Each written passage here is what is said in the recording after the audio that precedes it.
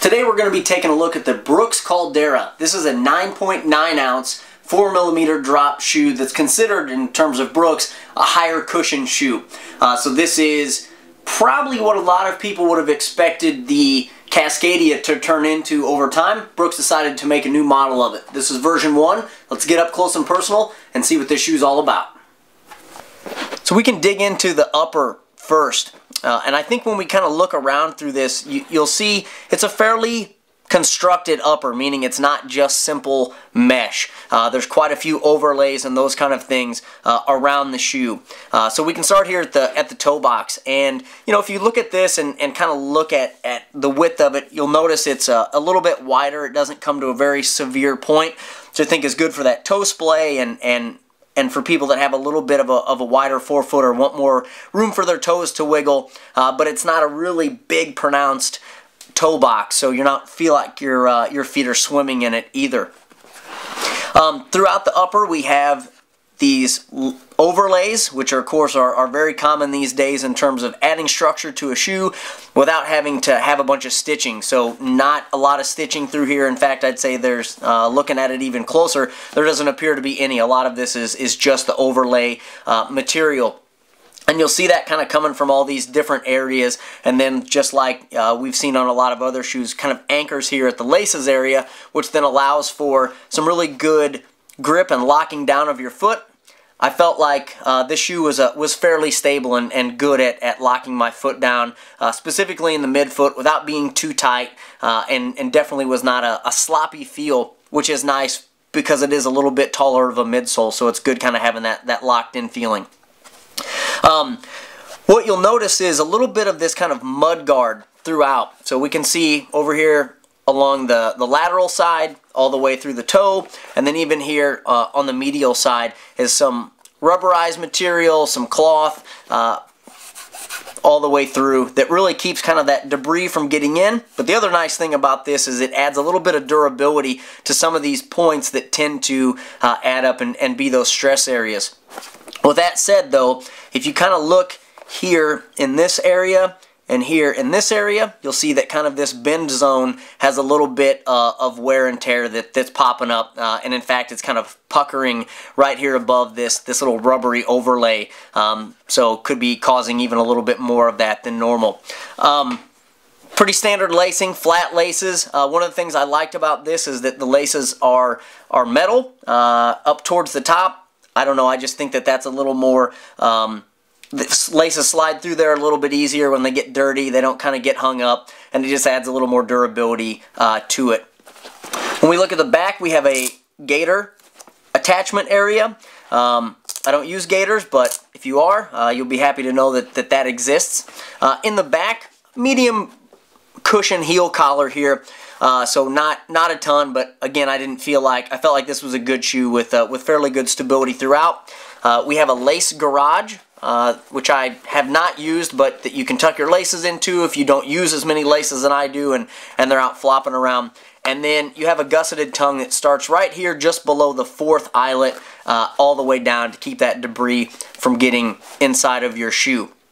So a fairly, I'd say, standard upper, but definitely in terms of the Brooks that I've worn in the past, this is a more lockdown feel, I think, than those that I've worn previously. So as we move our way to the midsole, this is kind of where a lot of other reviews online have talked about this being kind of a max cushion shoe. And while there's more cushion, I don't know that I'd consider it max cushion, but it's definitely a medium cushion, maybe just slightly above medium cushion stack in general throughout the shoe. They use the Bio Mogo sole.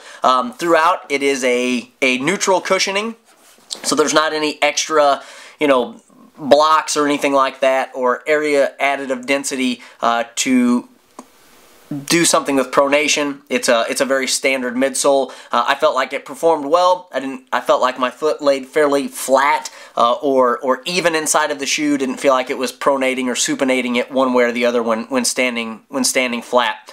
So a very nice responsive midsole. I don't think that there is a trail rock plate in here. Couldn't really find anything anywhere that said anything about it.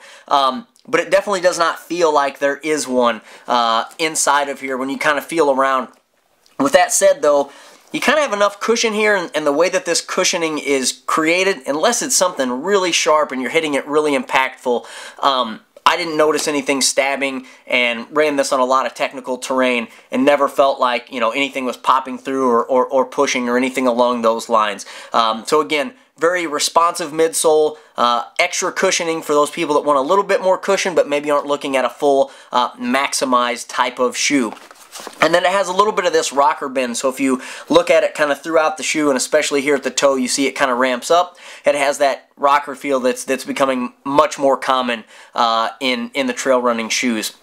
And then as we roll our way down to the outsole, I'd say this is probably the most surprising part of the whole shoe for me.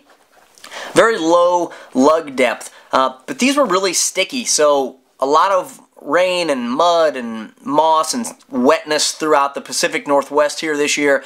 Wore these shoes a lot, even in the snow, and felt like traction was really never an issue except for in the most extreme of conditions. So even though it's a little lower lug height, and you can see it doesn't even take up the whole shoe, there's a lot of cutouts for weight savings, these performed really, really well. And again, I was very surprised at how well these did across a variety of conditions.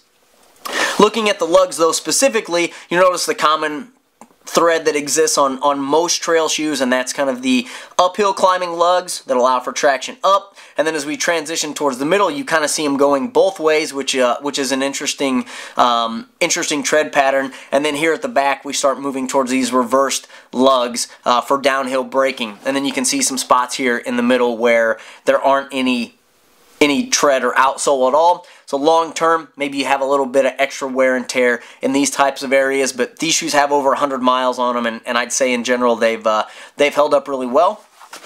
Lastly, on the toe bumper side of things, we have a little bit of this laminate overlay here at the front that's a little bit plasticky or vinyl feeling, semi-structured, and then of course the outsole wraps itself around, giving a little bit, actually a lot of a hard point right here at the very tip. But again, stubbing my toes was not something that I noticed too much of.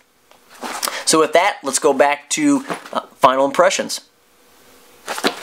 In closing, a really surprising shoe for me from Brooks. I've worn Brooks over the years, and they kind of fell out of favor with me just because of the ride and some of the other things that just didn't seem to fit my foot quite right.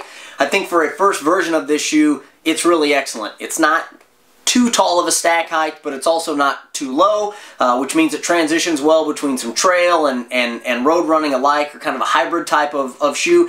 And then the traction was really surprising. So everything except for the most kind of extreme and wet and slick type of environments, this thing did a really good job on, especially for as low as the lug height is. Rides well, fits well. Only thing I'd kind of say is I've seen in my shoes that have 100 and some odd miles on them, as well as talking to some other trail running friends that have worn these, some of them are having a little bit of durability issues in some of these spots. But outside of that, it doesn't seem to be in any of the major areas, so overall holding up really well. So any questions or comments, leave those below the video. Thanks for watching. We'll catch you next time.